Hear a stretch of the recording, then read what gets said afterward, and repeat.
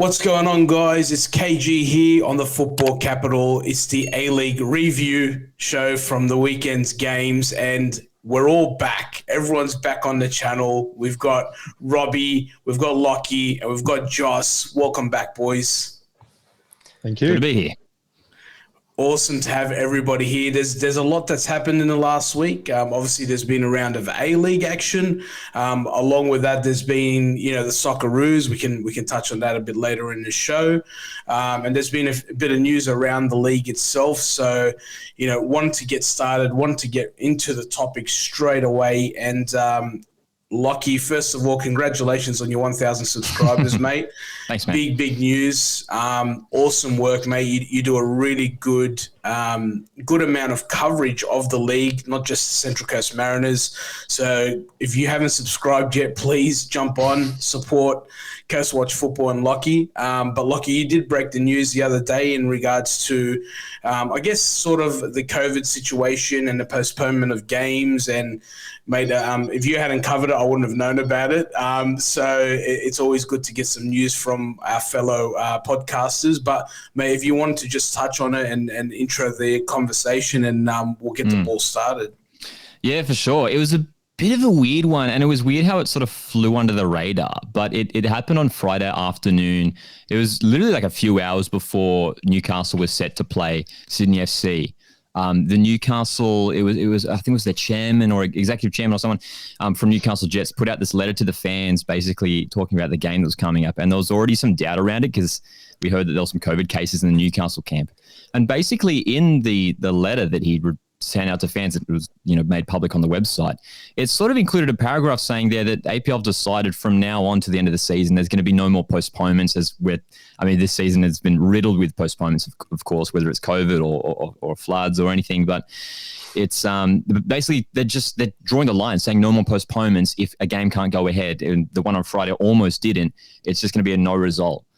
And it's so weird. Like, I don't know what to make of it. It feels like, looking at the ladder, if it does actually happen, if any games get no results, it's going to be weird looking at the ladder and thinking some of these, it's not going to feel fair. It just doesn't feel right. I don't know. And it's weird that the league didn't really make a public statement about it or anything. It was sort of just in this article. And it's a big deal. And Newcastle, they wanted to postpone that game. They were missing a couple goalkeepers and a couple key first team players. They still got the win though, but it's a big deal. No more postponements for the rest of the A-League season. Is that potentially that they've seen an increase of certain clubs maybe having a situation where they're missing 2 or 3 of the big names, and they go, maybe we can get away with chucking in about 3 or 4 more, and then next, as long as they meet the 7 rule, they're basically saying, well, we can't play because we can't field a proper team. Yeah, I'm not sure. I think it's more of a thing that they simply don't want to keep pushing back the season, and they've locked in finals. I think it's May 13 is when finals are meant to start, and when you look at some of the scheduling for some of the teams, some teams are almost playing 2 games a week basically from here on to the end of the season. So they're just drawing the line, but yeah, I guess that's just the reality of it. At the end of the day, maybe they just don't have a choice. They have to hit the dates, so it's tricky. Well, the one thing I probably say, countering those who go, we can't field the team.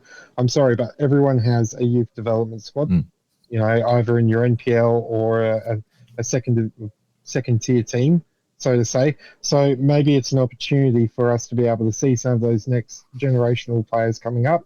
I know Adelaide United at the moment, we've had Delianov, who's injured his shoulder from the dislocation earlier on this season. So you've had Gauchi absolutely smashing it in the box.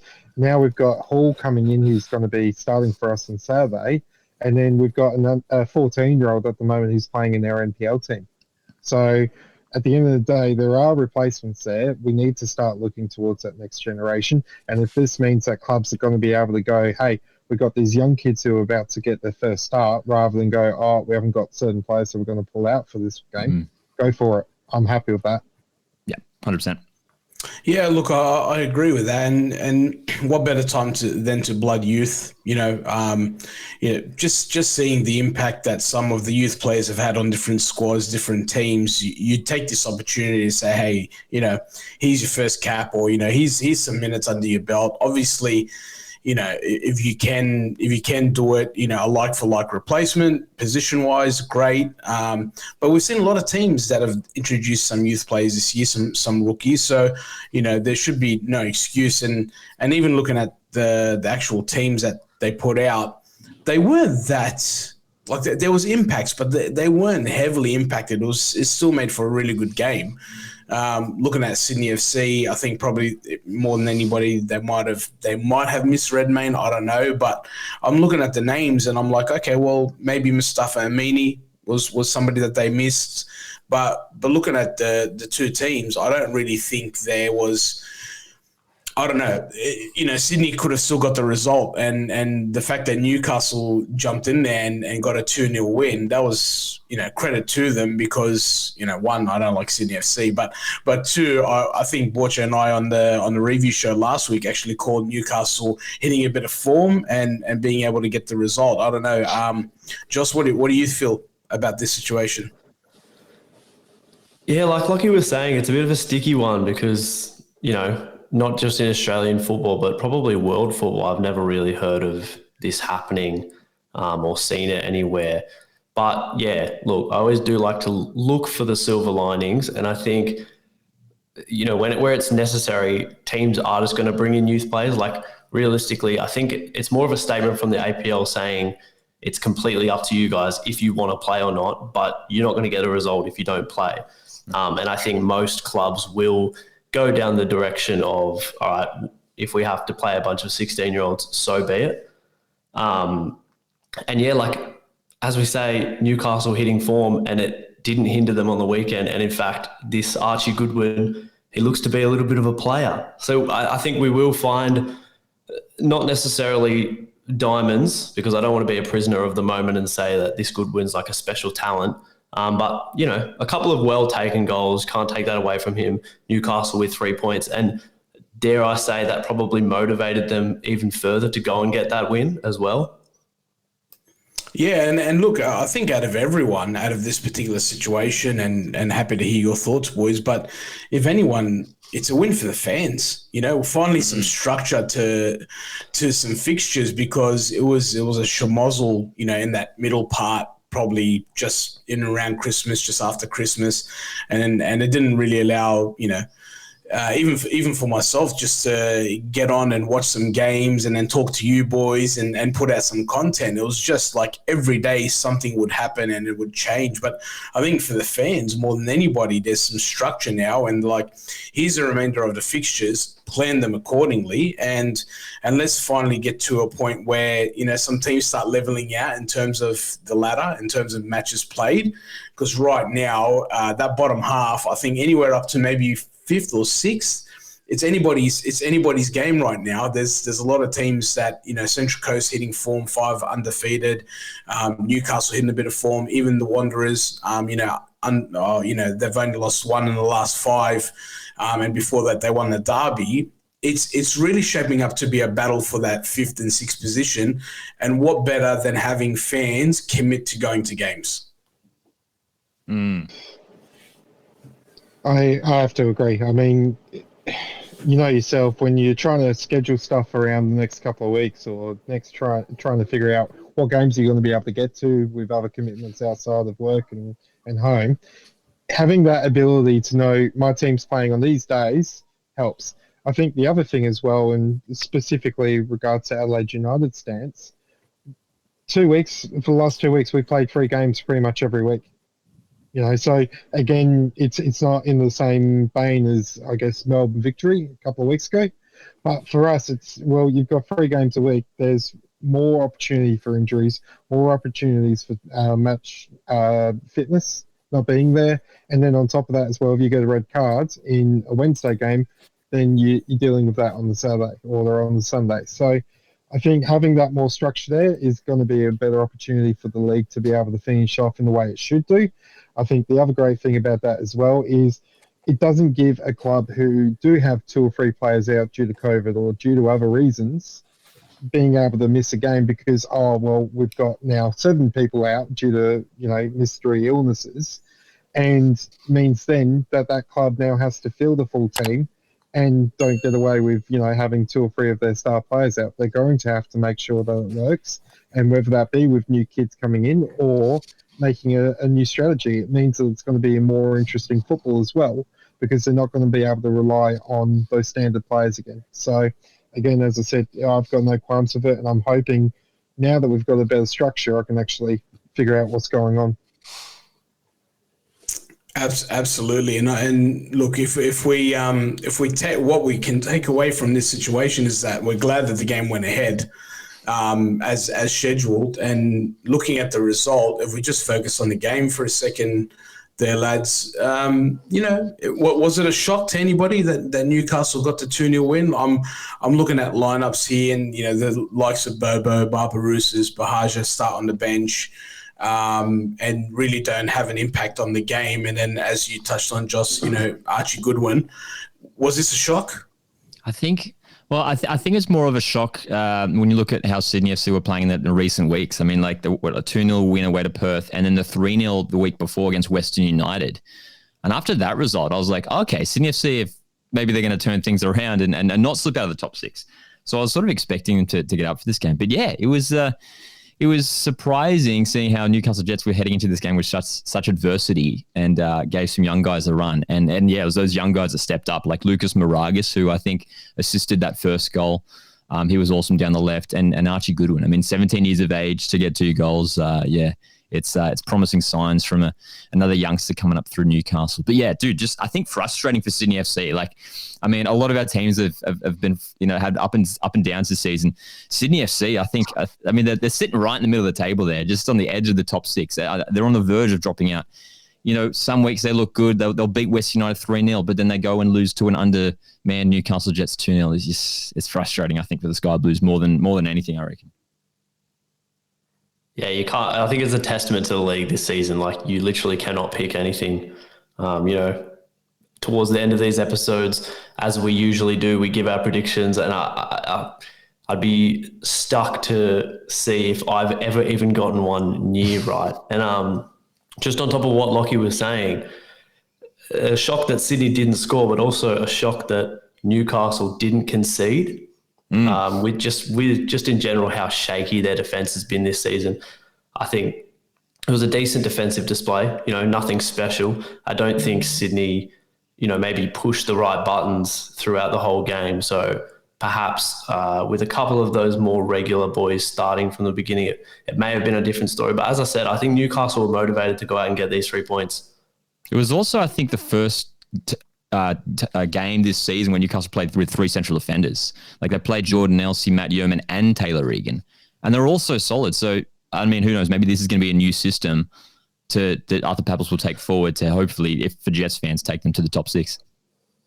I think that'll be really good to see Arthur Papas, like the evolution, if he can do something different, because I've been a massive fan of his this season. Newcastle playing this really exciting and expansive attacking football, but just lacking defensively. So I think it'll be really interesting to see how Arthur Papas continues these next few weeks and see if he can shore them up, and maybe a finals push.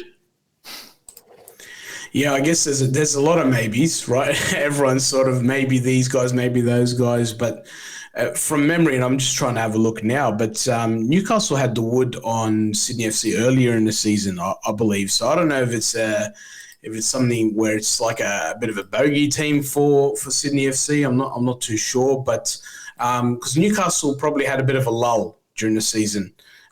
Where they started pretty strong. I remember we were having a conversation about them and the Central Coast Mariners earlier on in the season, and whether or not they're hitting their straps a little bit now.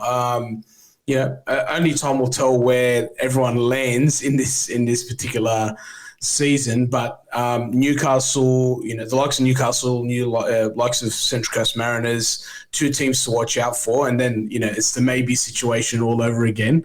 But a massive win, 2-0. And for Sydney FC, they got the derby this week, obviously against the Wanderers. It's going to be an interesting one. We will touch on it a bit later, and that's going to really start putting a lot of mathematics into the last few rounds for everybody in regards to, well, if they take points here, they take points there. And I think they've played maybe 1 or 2 matches more than all the teams underneath them. So not the best season for Sydney FC. There has been a little bit of noise around Stevie Corica as well as to whether or not, he needs to evolve the system that was left by Graham Arnold, and it's worked for a while, but have teams worked him out? Only time will tell. But what we will do is we'll move into what I like to call Super Saturday. It was a massive day on Saturday. 3 out of 4 matches with a red card. We will start with the Brisbane Roar versus Western United match. I was keeping an eye on that one, as I was with the Wellington Phoenix game as well, to see how that all panned out. But Western United, good enough to get the points, continue, their march towards trying to finish first. Obviously, they've got a couple of games in hand. But boys, thoughts on this particular game? Obviously the red card hurt Brisbane Roar early. Absolutely, yeah. I mean, and that affected, as you mentioned, there was a few red cards. It really affected Brisbane Roar. And I like watching Brisbane Roar. I mean, they've got some good, decent young play, like Henry Hoare, the winger, who's been performing pretty well for them lately, and Juan Lascano starting to bag some goals. I like what they're doing there, but it's just a shame that they haven't built any consistency at all this season. So, look, they came late. It was 3-2 in the end, and you thought for a second there that they might still grab a late equaliser. But yeah, just another case of West United being too strong. I mean, Leo Lacroix again at the back, and then, Lachie Wales up top, Prijovic again on the score sheet. West United have well and truly locked in that top 2 spot. But I think it'll be a disappointing season, this one for Brisbane. Is it a surprise that Western United are doing so well? Because I know that I hadn't really tipped them in the top 2, but John Aloisi is doing something right over there. He is. I think he certainly is. When you look at the team that they were putting together, I don't think we expected them to be up there, to do as well as they were. I think they're definitely going to improve after last season. But yeah, I mean, Leo Lacroix, Prijovic, these guys that they brought in have been performing so well. So they've recruited well, I think. I think probably. And sorry, go Josh. Josh. No, I think that's the huge thing. I was listening to a pod the other day with Simon Hill, talked about their recruitment in terms of their international players that they've brought in have been the standouts this season out of every club. We talk about Leo Lacroix being the league's Van Dijk. I don't think anyone can argue with that.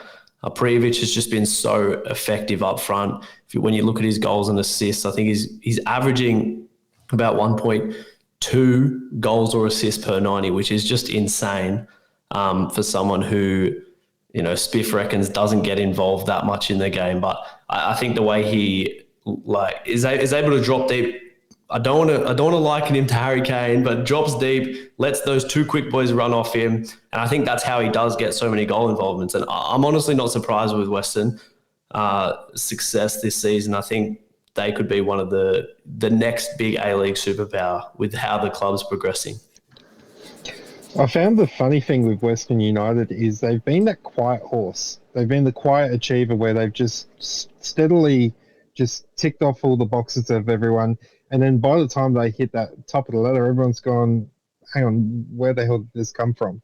And as you said, they've recruited exceptionally well. Aloisi's really tidied up the structure in that team, even from the previous playing. They're an enjoyable bunch to watch, frustrating to play against, that's for sure. But, the ability to be able to pull out the wins and just get those points, he's constructed that feeling of, I don't care about gorgeous looking football. I want football wins. So if it means we have to play dirty, if it means we have to, scruff around for 90 minutes and get that 1-0 win, we'll do it. And I think that's where he's really sort of hit the nail on the head. It doesn't hurt that he's had, a fairly good squad who obviously have seen the Aloisi's name and gone, yep, we're going to jump in on that one. And I think that helps as well when you have that coach behind you who's got a pedigree name like Aloisi. You're going to get players not even batting an eyelid as to going, hey, do you want to come play for us? So, you can definitely see he's had that ability to build that team that he's wanted. He's he's been able to really shape it into a way that plays to his strengths. And I think it's going to be a long time before a club is able to find a way to be able to break down that structure that he's built so solidly. Yeah, and just to add on to all of that from a club perspective that Joss was talking about, they've just broken ground on their new stadium as well. That was announced midweek last week, I think it was. And you're right. I think they're building momentum. They're heading in the right direction. I spoke about this with Borcha last week in regards to, for still a young club, I think this is their second or maybe third season, perhaps. But to have the likes of the players that they've got, the recruitment they've got right, so they must have the right people in the backroom staff. And now they're just going to build momentum. The only thing that they probably don't have is the crowds. But that will come with success. That will come with the new stadium. Hopefully they get a good backing from that area of Melbourne, because they are building towards something special. And that was it sort of has that Western Sydney Wanderers vibe in the early seasons. Obviously, I think Western Sydney Wanderers peaked very, very early, but this is Western United's version of it. And, looking at that squad, I think probably one of the unsung heroes at the moment is Jamie Young. Picking up a goalkeeper like that, it just builds confidence for everybody else. I don't know the countless amount of times that he stopped Western Sydney Wanderers from scoring goals or picking up results. It's just unbelievable. And their striker, Prijovic, just reminds me of Zlatan. He just has that Zlatan vibe, even the look. I get scared watching him. I get scared. Like I could just imagine what he'd be like to try and defend against. But they've done well. They picked up the result away. But for Brisbane, what do we think? Are they capable of making a run into the finals, or are we, putting a line through them and going, it stops there for them? I mean, the only reason why they had any chance in there in the first place was a mistake from the goalkeeper. Hinger absolutely picked Young's approach from a mile away, and that's because he's played for so many years with Young. You could tell that a mile away. He knew exactly what he was about to do and knew how to cut him off, and it was probably one of the cheapest goals you'll ever get in A-League history. So Brisbane Roar, I don't really rate the season. I think they need to have a look at what they're doing. They need to rebuild, probably have a look at some restructuring in regards to the back end and maybe front end of the club, and go for it next year. I think if they start trying to push too hard too late, all it's going to do is be a situation where they may tap on the shoulder of the coach by the end of the year, end of the season. If he's going into the club rooms and going, look, this is my structure, this is what I want to achieve in the next 2-3 seasons, and these are the players I'm going to need to do it, I think they may give him a second opportunity. But at the moment, if he keeps on pushing the way he's trying to, it's not looking pretty for him. Yeah, and I don't think they're in as worse a position as Perth Glory. Like, I feel like Perth Glory are in a bit of a shambles at the moment, and have obviously got rid of their coach recently. But there's positives there for Brisbane Roar, as I mentioned earlier, with some of those young guys coming through, and I think like Jay O'Shea, who they've got running the midfield, he's been really solid all season. So, look, the shame is just like the consistency. I think, as I mentioned earlier, just unable to build anything this season. So yeah, I think we can put a line through them for missing out on the top 6 this year. But yeah, if they keep some of their key players next year, bring in some, have to have some better recruitment, then yeah, they could certainly bounce back for finals next season. And your old boy Miliusnic over there, Robbie, happy with the way he's performing? As I said to you, I think from the get-go, was Miliusnic is a consistently inconsistent player. Great player, don't get me wrong, but he will be in a situation where he will perform an amazing feat or two, and then he'll be quiet for the next 6 games. So, look, all I can say is I hope he keeps and builds on his form. But as I said, this is one of the reasons why we didn't, extend his contract or want him back, so to say. So don't lie, Robbie. Yeah. You don't want him to continue on form, mate. Don't lie. Don't lie. Only if he's playing against us. Then no form. Rest of the league, eat your heart out, mate. They could do you guys a bit of a favour, with Adelaide. But we'll touch on Adelaide soon in a second. But I wanted to go to the next game, the Phoenix versus the Perth Glory. Another team, Perth Glory, who's been struggling, absolutely struggling. Didn't help that they pick up a red card as well, and pretty early in the second half. Wellington, again, a bit of a yo-yo team, up and down, up and down, up and down, inconsistent, but they got a result. They did, and I think getting all those, I mean, when you look at the previous game where they got smashed 4-0 by Newcastle, and then all the international players came back from who were on New Zealand international duty, like Ben Waine, Clayton Lewis, Ollie Sale, the goalkeeper as well. I mean, that makes such a massive difference. There are teams that honestly I think will finish in finals. I think Gail Sandoval. I don't think we've spoken about him since. I don't think he was playing in the A-League the last time I had a chat with you guys, but he's been awesome for them. Really, really great. Like a good replacement for Ulysses De Villa, just like that creative midfielder. And look, credit to them for holding on late. And it was like pretty much the last kick of the game. Nicholas Pennington with the winner. Heartbreaking for Perth Glory, hoping to get at least a draw. But yeah, good on the Phoenix, man. Yeah, I watched the highlights of this one, and you could it was that Simpsons moment. If you pinpoint and freeze frame it at the exact moment, you can spot where all the Perth Glory fans' hearts just instantly break.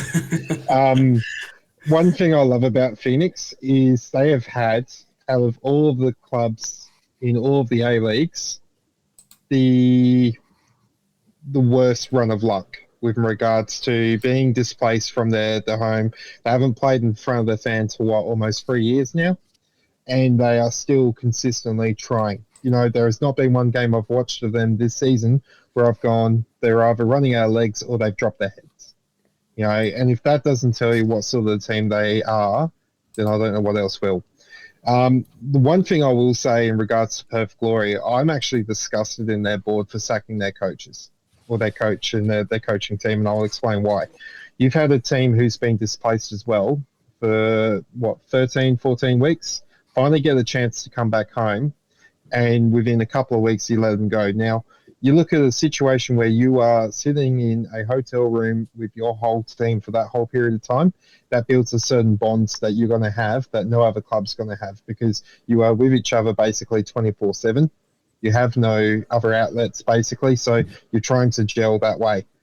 You then get back home and you get into a situation where you're back into your normal routine, your normal life. All right, and that's going to be in a situation where most players are going to try and need a few weeks to find that balance again. So if you're trying to, re-weld that team together again, and you've only got a couple of weeks before you get the flick, yeah, they're going to be in a situation now for the rest of the season where you've got now a new coaching team who've got to basically rebuild and then rebuild again. So I don't know. I just don't see Perth Glory improving that much for the rest of the season. I think they're going to be a 3 points easy away home. Yeah, I was probably gonna say, from a Tony Sage perspective, and I don't disagree with you, Robbie. What the one part where I think for Perth Glory fans that comes into play is, was Richard Garcia the right person from the beginning? I don't know. I don't know what kind of pedigree he had for them to make the choice to put him in. It might be a blessing long term, but yeah, totally agree. Sometimes we don't see it like that because obviously we've got, being a Sydney-based club for myself and probably Joss and even with Lachie, it's not that difficult. There was enough games for us to keep going and play enough games amongst the Newcastle, Central Coast, Sydney, Macarthur, whatnot. But that's a very interesting point of view to have that bond, build that bond. They knew they were going to have a run of away games as well. From the beginning of the season, and even Borche on one of the earlier episodes sort of said, look, this is where you got to sort of weather the storm so that when you come back, you pick up points along the way. But I just think it's been a very, and there is a little bit of an excuse for them in regards to how it's all panned out. But I just feel that the team, with the whole, I haven't seen their keeper play. Is it Brad Jones? Daniel Sturridge, some big signings, you know, a couple of ex-Liverpool players that, you know, you saw what impact, for example, Jack Rodwell had in the couple of games that he played for Western Sydney. There was class on the pitch. I just feel like it never really kicked off for Perth, and it might be a case of, is it too late? Yeah, it's funny you say all that as well, because I didn't think Perth would break the six this season, but I did think that their recruitment in the off-season was, you know, pretty decent. I thought Brandon O'Neill would make a much, much bigger impact than what he has gone and done. And I know circumstances have kept him out at certain stages, but I think it's important to realise, like, football is a results-driven business, right? And I think you can give some leeway where you can see a plan, you know you have the right man. And like you said, KayGee, I just don't think RC was ever that guy. And I think it's quite clear to see. And when you talk about like the adversity that Perth have had to face over this season, you just have to link it back to what we were just talking about with Wellington. You know, they've been doing this for 2.5 years. They've still been grinding results away. I know maybe that their personnel is a little bit better, but I just think Perth, particularly with the attacking talent they have, the fact that they've only got like 12 goals this season, it's pretty woeful. It's pretty woeful. I don't almost inexcusable, and I'm not surprised that they're bottom of the league. And on the goals thing too, I mean, we can talk about Daniel Sturridge, and I think with Perth Glory, like, I think heading into this season, the board and everyone probably hoping they're like, probably thinking that, look, even if we do just miss out in finals, at least we'll have like Daniel Sturridge playing, you know, every week in the A League, banging in a few goals potentially. And that's obviously been a disaster. Like the Daniel Sturridge thing, I think we can say now has been just an absolute disaster. And it's a shame. Like obviously he's been hit with injuries and I think he had COVID as well. And obviously with the team in their traveling situation, it's been a disaster. So I think that was like the saving grace. Like if Daniel Sturridge was cool and hanging around, I think they would have held on to that and been like, yeah, we've still got Daniel Sturridge, you know, playing every week. But it's just a shame, and the Daniel Sturridge thing is a shame, not just for Perth, but for the A-League as a whole. Because that was one of the biggest imports ever to the A-League, and he's just not playing. He's not here. Yeah, it's a shame. He was a $3 million gamble. Let's have a look at his history. He's been riddled with injury throughout most of his career. All right, even though he's a Liverpool legend, he also played for my club Chelsea, and it was in a similar vein as well. So we always knew he was going to be a gamble. Tony Sage was smart in the way he brought it. You know, $150, $160 for a Sturridge shirt. Yeah, have a look how much merchandise they would have rolled through the doors in that one. But in terms of him being able to play, I mean, the first game they played at home was against us, and I think Sturridge was on for a total of 5 minutes and got 2 touches. You know, so you look at it this way, the only one laughing all the way to the bank on this is Sturridge himself. And in retrospect, if you look at it now, hindsight is an absolute blessing, but it was a $3 million gamble that basically fell flat on Perth's face, and now, you know, Sage has got to figure out whether that was the right move, and is that now going to make him, you know, shy of making further signings of potentially big stars? You know, so Perth has always done that though. Perth has always been the, you know, even when they had William Gallas, they had Robbie Fowler, like they've always gone and got that, you know, that name where you can attract them over to Perth, and you know the weather's a little bit better and the timing's probably a little bit better for, you know, whatever they need to do back home. But it's interesting because we, in a sense, from a West Sydney Wanderers perspective, we probably thought Jack Rodwell was going to be not so much a flop. Oh, well, I thought, you know, it's a big chance that we're taking on him. I didn't think he was going to flop, but I didn't know what kind of impact he was going to have on the team. The games that he's played, he's made an impact, but at the same time, again, injuries and whatnot.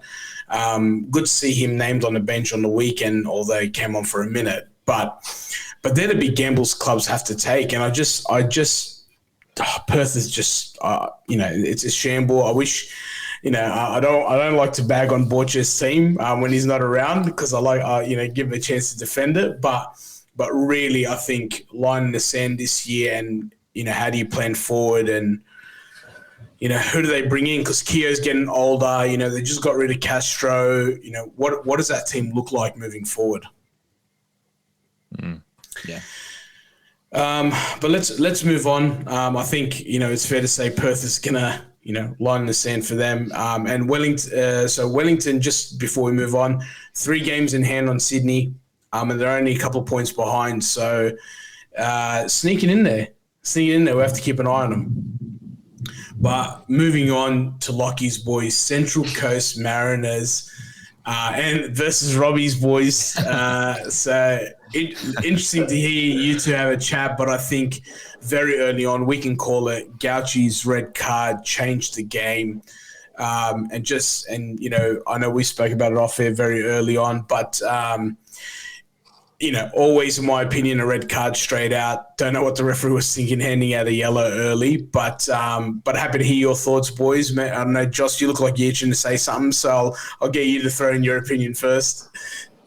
Oh, no. I agree with everything you said. I think that, and it was, as you said at the top, it was a theme of the weekend, just red cards galore, and not only a lot of red cards, but early red cards, like first half red cards. I think, obviously, other than Maresh and the Marchand, was it, in the victory game. But, yeah, 100% red card. Can't argue. Surely not. Yeah, definitely. Robby wants to argue. I'm just watching Robby, and Robby's like, come on, I want to say, go on, Robby. We'll let you have your say.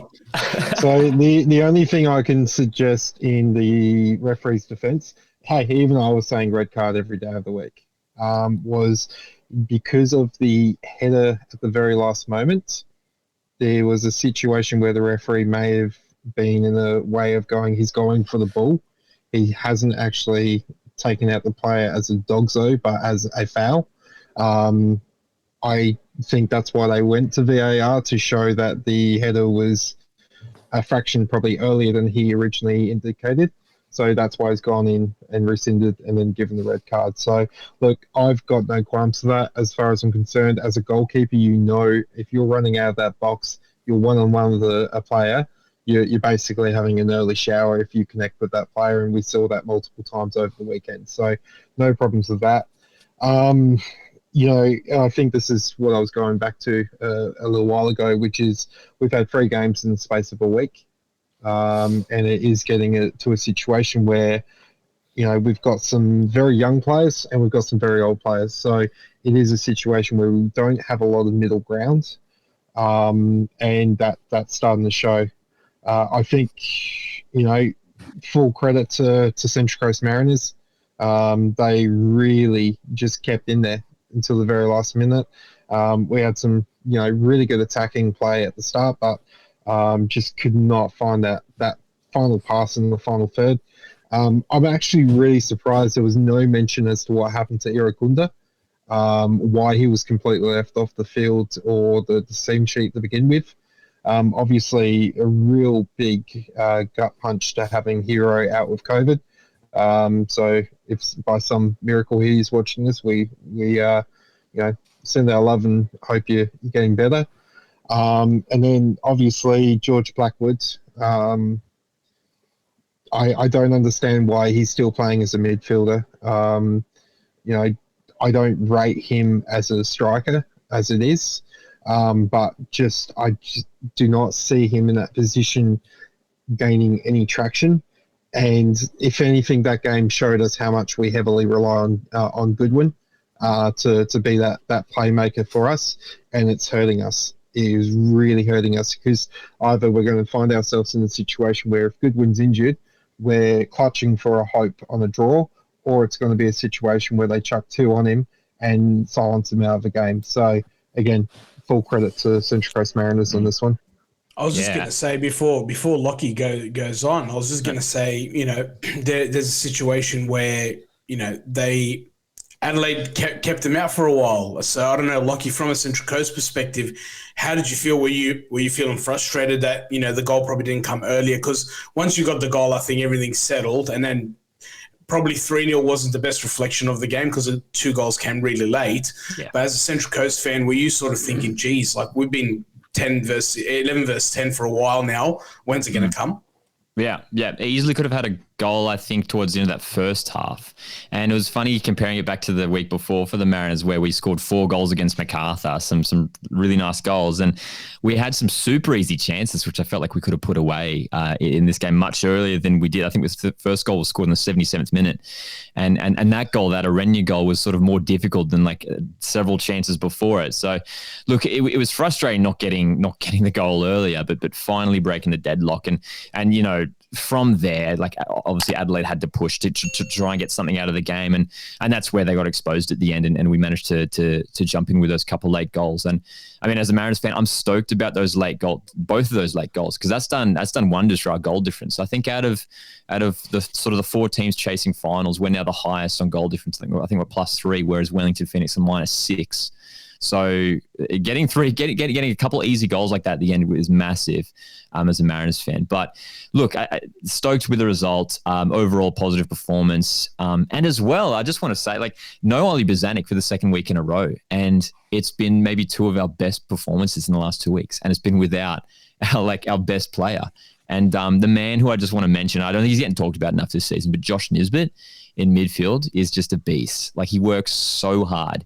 And he was just running the show in the middle of the park, and he was, I mean, without his usual partner Bozanic, he's got a massive workload, and he performed so well in this game. And great to see both Cummings and Orenya on the score sheet. So look, Mariners fan, 5 games without a loss. I'm happy. Can I just say as well that that was actually our biggest loss for how many games, I don't even know. But this season, we've either kept a 1 goal or 2 goal difference, but we haven't been pumped like that for a little while. So, again, as I said, full credit to your boys. Yeah, and it does wonders to that ladder. As you mentioned, Lachie, you're +3. I think Newcastle +2 behind you guys, and everybody else in and around. The Wellington -6, Wanderers -6, Brisbane -6. You know, who else is there? Sydney's only +1. So there's a lot to play for, and goals count, right? They all count. Every point will count. I just think the one thing I just want to touch on with the Central Coast is that, for a long time, you just kept saying development, they're building towards something. I think it's built now. I think it's built. Yes, you can always improve, you can always add, but I think Central Coast and the region and their fans have something to be really proud of. It's not every day you hear opposition fans, barrack for you. But I just think that the way that they've done it, full credit to the club. Is it Sean Millenkamp, who's the CEO? Yeah. Old Wanderers, he was, I can't remember what role he had there, but just amazing stuff. And it all comes to, I believe a big culture shift, probably Stajic time, And I think Nick Montgomery's done an amazing job carrying that torch, and he's put his own stamp on it now. Amazing job, Central Coast Mariners. With the exception of Western Sydney Wanderers, if we can both get in there, I'd love to see. I'd love to see both clubs make the finals. We'll throw Robby's boys Adelaide in there as well. We just have to kick out Sydney FC. But I just want to congratulate Central Coast Mariners because they've done an amazing job.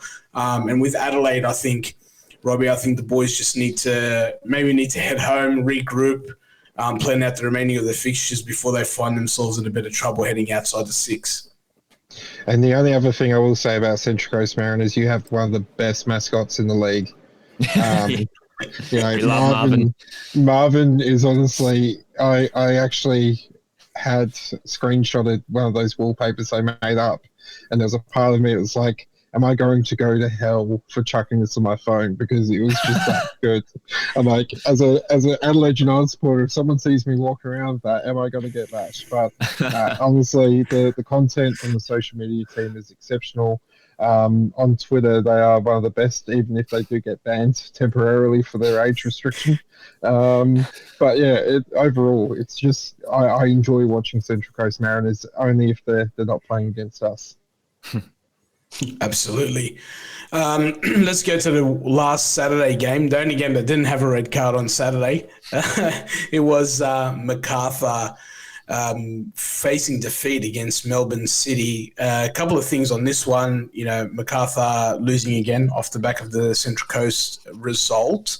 But something that sort of spun me out a little bit, which was Jamie Maclaren's inclusion, because I thought he was going to be away on Socceroos duty in between the two games. So I don't know how that all panned out, because normally you go away with the Socceroos squad, you're in and out, during that international break. But he's in the game, and when I saw him, he was on the score sheet. I ended up watching the replay, and I'm like, where did this guy come from? I really wasn't expecting him mess with my multis a little bit. But thoughts on this one, boys? Because Melbourne City do pick up the 3 points and they keep the pressure on up top.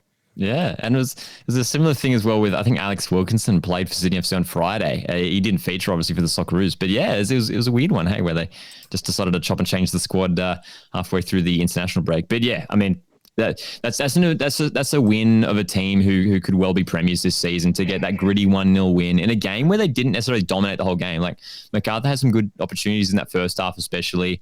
And look, still have some great players in De Villa and Noon, but I'm worried about Macarthur now, man. I mean, they're just, I remember they defeated Wanderers a few weeks ago. I went down to that game and they look decent at times, but I'm worried they might drop out. And Melbourne City, again, just too much class, too good in the end. I still find it kind of interesting that they had a couple of players that were apparently injured for the Socceroos team, but magically recovered, ready to go for Melbourne City. That's right. In saying that, I mean, it's the City group. What do you expect? They always seem to be able to field a quality team. And Macarthur, yeah, as I said, I think the most impressive thing from them at the moment is that they still have those cowbells and haven't magically disappeared. So at the moment, I don't really see a lot coming from them unless something improves or changes or they find a new way of playing. They just seem to be there, but not really doing a lot. So they've had a bad run. Lost 4 out of last 5, and it happened that their one win happens to be against Western Sydney Wanderers. Like, go figure. But everyone can beat them except Western Sydney Wanderers. But yeah, it's just I feel like they're going to be that. They're just going to be in the 6, but they're not going to do anything. Like, they'll get beaten by anybody else in that final series, and it's just, yeah, I don't know. Like, there's whilst they're sitting there with a couple of games in hand in and around the teams, like, it's so weird. Like, they win their 2 games in hand, they jump Adelaide into 3rd. Like, it's just unbelievable. I don't know. Josh, what are your thoughts on the weekend's game? Yeah, I didn't catch this one, but just my thoughts on Macarthur as a club. I can't wait just for their demise. I don't know when it's coming, but I just wish it on them.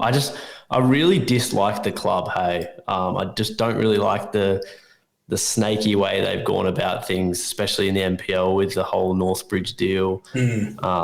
Really, really not a fan of just Campbelltown Stadium as a whole. I think Can I ask? I'm sorry to interrupt, but for those outside of New South Wales, we've heard nothing about this. Oh, I mean, basically, from what I know, basically they came in as a partner to Northbridge, which is in the city, which just in itself doesn't make any sense because Macarthur is like southwestern Sydney, about an hour away from the club that they took over or partnered with.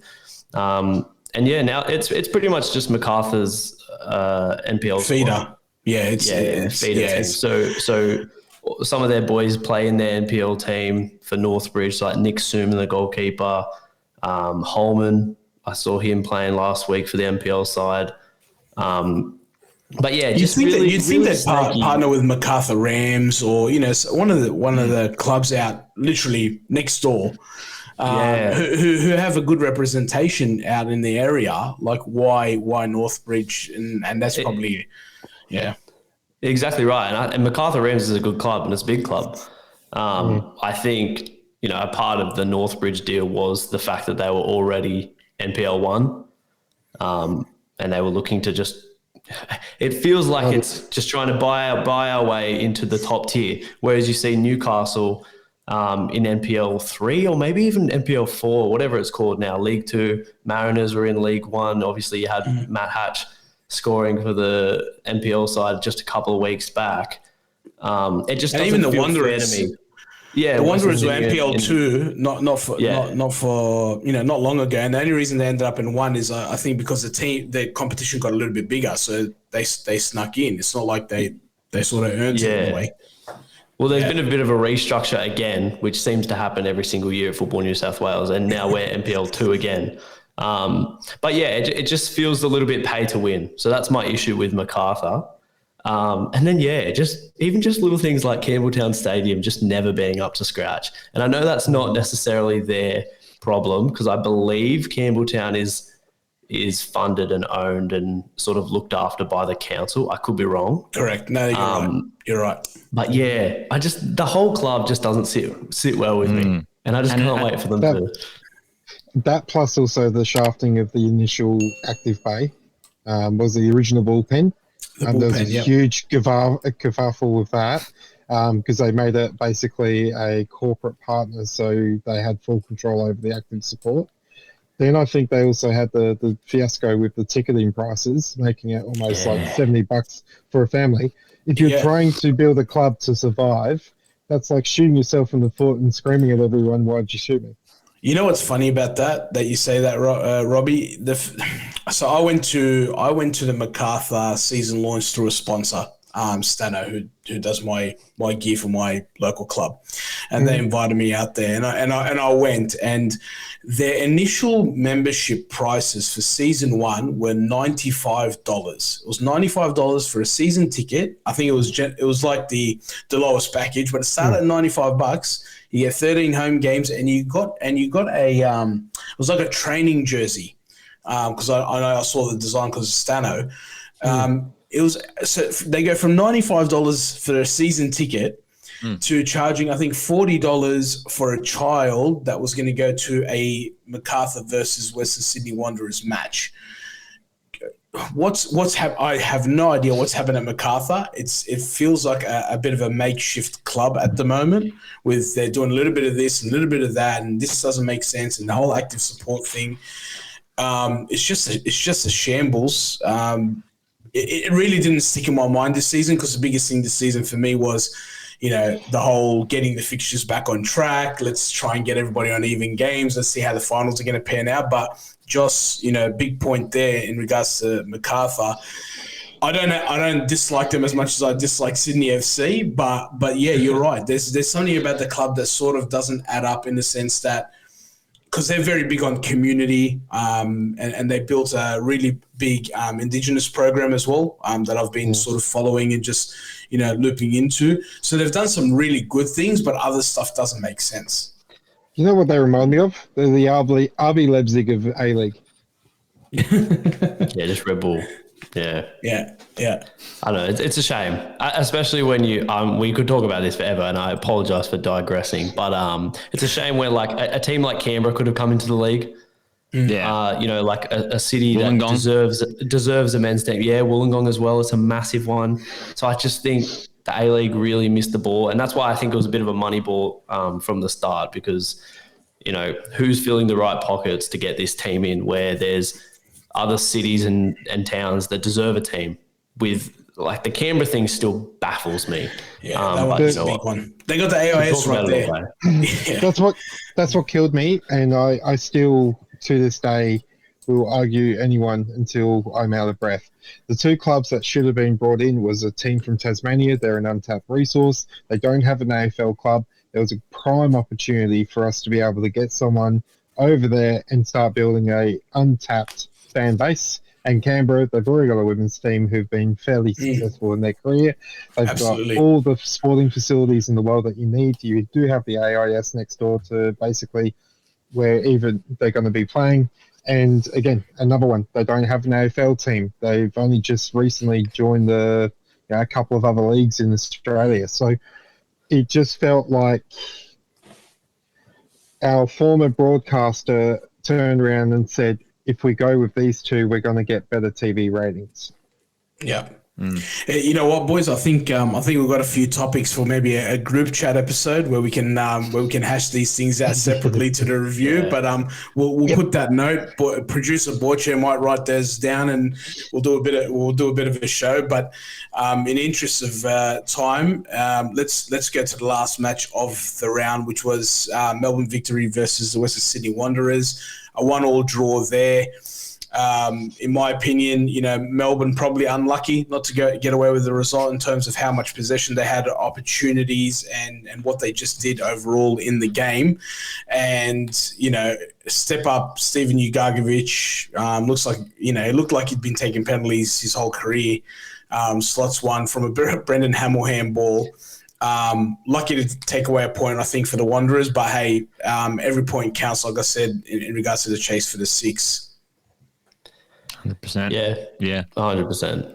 I think taking a point, all things considered, we'll take a point every day of the week. I think if not for some very poor victory finishing, in particular Pucciarelli, which seems to be one of Popper's marquee signings. We had a couple of those at the Wanderers, strikers, international strikers come in that don't do anything. I think Pucciarelli has been one of those this season, only chipped in with a couple of goals, and I think we really got away with one because this game probably could have been out of reach within the first 30 minutes. The red card should change the game. Then we concede a sloppy goal, which really frustrated me because the exact same corner happened on about the 50th minute where they just played it short to Davidson, and it wasn't even like a quick corner. It was just a short corner, and we just fall asleep. So to see that happen twice in a game, and obviously we get punished for it once again, a decent finish, but I think Margot should be saving it near post. And then otherwise, he had a good game. He made some saves. No, he did. Yeah. I think Margot has been pretty good lately. I think he gets a lot of unfair slack. I don't think Mejias has done anything fantastic since he's been in. So I think it is unfair when people say, why isn't Mejias playing? Just because he's foreign, he's one of our visa players, doesn't mean he's entitled to play. Yeah. But the silver lining, I think, from this game is that we didn't just roll over where it would have been very easy to do so. Fight right to the end. Hamill apparently still had his Wanderers kit on. And you love to see it. College, and I loved because all the Victory supporters were chanting RBB ole ole ole right before the penalty, and they all went quiet right after that. Lovely. Yeah, I think that's what exaggerated the celebrations a little bit because everyone's like, "Oh, you celebrated a draw." Yeah, but you got to take it with a little bit of context as to what's happening in the stadium. Right. And it's always, I know we didn't do an RBB tour of duty this year, but it's one of those fixtures that you circle in the calendar. You're like, hey, are we going to Melbourne? Are we going to Melbourne? And and they just to touch on it, they've had some amazing active support. Melbourne Victory this year, so credit to them. But yeah, it was the result's the result, right? I don't know if you boys want to add anything, Lachie, Robby. Yeah, from a Wanderers point of view, I was just going to say, I thought it was like a game of two halves for them. I thought Wanderers were terrible in that first half. Victor were just all over them. And then they came out, and I remember watching, and Wanderers came out quite late in the second, out of the halftime break. Victor were already out there, the broadcast was on, and then Wanderers all came out. And they turned it on. And credit to Wanderers, honestly, for getting a point out of this game.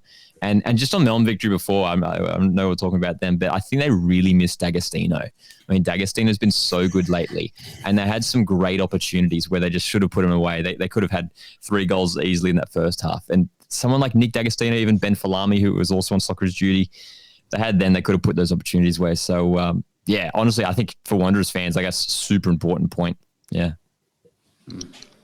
Look, I ended up catching the highlights on this one, and boy, oh boy, did I miss a 90-minute spectacular. What I did find interesting was Margush actually had an amazing game. I know you said that he missed that 1 or 2, but you look at the highlights alone, and some of those saves, I mean, it should have been 5 or 6-0 if Margush didn't step in and basically, if it wasn't for him and the centre backs were basically saving anything that he was, out of action for. So, full credit to a defensive line like that. And you can definitely see Rudan's really starting to set that mold at the back end as well to sort of go, right, this is where we stop. This is our line. Let's move forward. Look, all I can say as an Adelaide United supporter, thank you. Anytime you shut up Melbourne victory like that it's a win. It's a win to us, okay? We've had many years where we haven't been able to silence them. So anytime you can is just, it's a thing of beauty. But no, look, I think, every day of the week that was a penalty. And, that's what happens. You slip up that one moment after 94 minutes. Yeah, something's got to make you pay. Absolutely. And that's, that's just the way. I think Joss mentioned it earlier, and I spoke to you, Robby, about it before we went on air. It's the Wanderers of old never would have got that penalty, never would have put the pressure on, never would have got the result. It would have been dead and buried. Melbourne might have got a second. But you're right, Rudan has, turned it around, I think. I'm not saying he's the answer. I'm just saying that he's built belief in the squad. He's changed the way that they're behaving and that they're playing on the pitch. And it's actually, you're not going to a game thinking, shit, how are we going to get smashed? You're walking into a game going, hey, we can take points here. It's a gamble every week for Wanderers, but there's light at the end of the tunnel, as they say. So it's going to be an interesting few weeks. But what we'll do, boys, just to try and wrap up the session, there's 8 games over the next, say, 6 days. So we'll quickly run through some predictions, just who you think's going to win and a score if you want. But we'll go Sydney FC versus Macarthur. I'm taking Sydney FC in this one. I just think they in a bit, they had that consistency before this last match. And I think if they get their stars back, perhaps something will change for them. Joss? Yeah, I say Sydney too. I think plain and simple. Yep. Lachie? Yeah, Sydney. I'm going to go 2-0. Yeah, Sydney. Robby? Draw and hopefully 6 red cards, 3 from each side. It's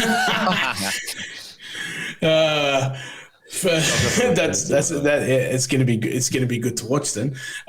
These are all Wednesday night, by the way. So Brisbane Roar and Wellington Phoenix. I'm taking Wellington this one. I think they're going to sneak an away win.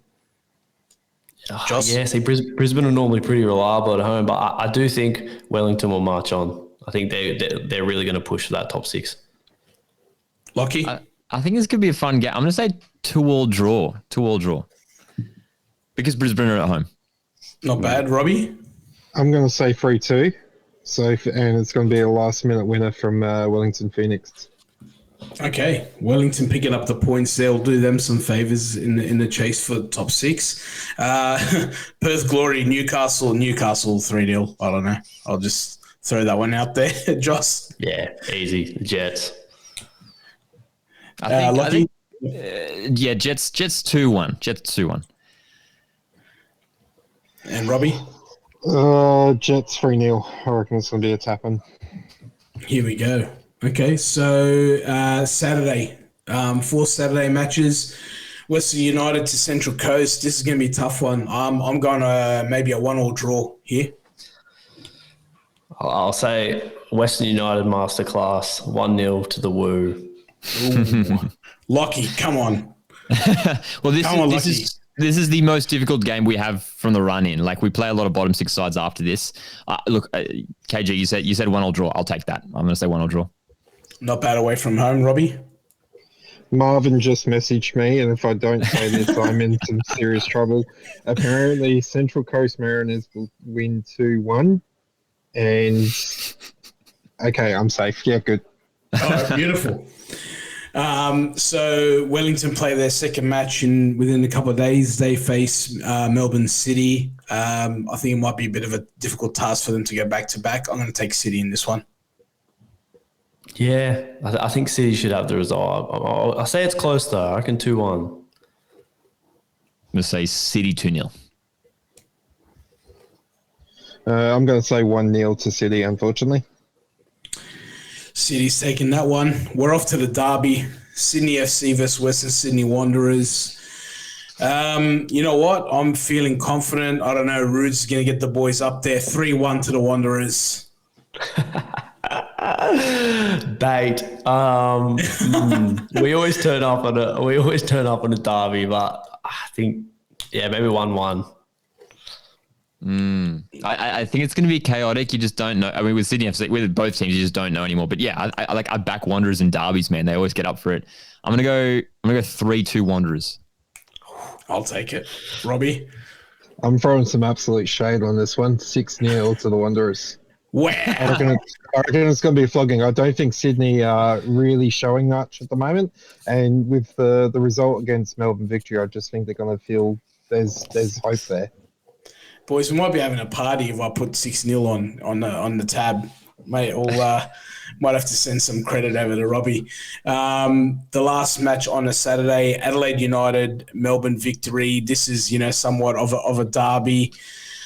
You know what, Robbie, for your sake, I'm going to go 2-1 to Adelaide. I think at home, something to prove, and Victory haven't been convincing, and we'll just see how that pans out. Yeah, I think Adelaide can be reliant on some players sometime, but in saying that, I'll say 2-1 Adelaide as well. Craig Goodwin will get you over the line. I'm going 2-1 as well, and I reckon Aaron Kunda bringing out the backflips in the 96th minute with a winner. Come on, Robbie. Yeah, look, obviously we're not going to have Hero still. He's going to be off, so we're going to have to rely heavily on Irukunda and potentially maybe Blackwood playing a false 9. I'm hoping 6-0. for... Look, I'm hopeful. I'm not stupid. I'm hoping for a 3-1 win against them. And obviously with the Red Army behind, it's always a big one for the original rivalry. So we'll try and get them over the line with a bit of drumming and singing. Get up for it. Let's finish off the round with a couple of Sunday games. We've got Brisbane Roar against Newcastle Jets. I'm feeling the Jets on this one. Don't know the score, but I just feel like they're hitting some form and it might, seal Brisbane's season early by next weekend. Yeah, I reckon Brisbane 2-1. It's at Redcliffe, isn't it? Yeah, it is. Yeah, I think Henry Hoare does what he does. Yeah, I'm backing that too. I'm going to go Raw 3-1. Ooh. Robbie. Yeah, I'm gonna have to go Raw on this one. I think 2-1. Everyone's against me on this one. Come on, Newcastle. But finishing off the round, Macarthur versus Perth Glory. I don't know. I'm not convinced with either team, to be honest, on this one. But probably just, Perth Glory has been a little bit poor. I'm taking a draw. My agenda is going to stay true. Perth Glory, 2-1. Sturridge double. Yeah, Borderolli, come on. I think Macarthur, they're still a top 6 side. I think they should win this one. I'm gonna go 2-0 Bulls. I'm going to say 2-2. I reckon Macarthur are going to lead the way and somehow Perth Glory find their way back. Awesome. Well, that's the round coming up. A lot of matches between now and the weekend, boys. But you know what? It's been a pleasure having everybody back, having a bit of a chat. It's been way too long, but it'll be good to review those matches next Monday-ish. Hopefully, we can get it. There's a Tuesday game, so we'll see how we go. But nonetheless, boys, let you plug your channels and your socials. Joss. Yeah, man. Sunday Ballers everywhere. Instagram, TikTok, YouTube. Potty, obviously getting booked. Have a little bit of fun there. Talk a bit of world football culture, A-League, all that good stuff. And, get around it. Awesome. Lachie? Yeah, Coastwatch Football on all the platforms. Doing a lot of match day vlogs at the moment. Match watch longs as well on YouTube, which is they're always a lot of fun. Awesome. And Robbie? Yep, so I'm Twitter boy at RobDogs87, where you'll find me shit posting to my absolute glory. and having chats with Marvin. Boys, thanks again. And for now, like, share, subscribe on all the platforms. And until next time, we'll see us.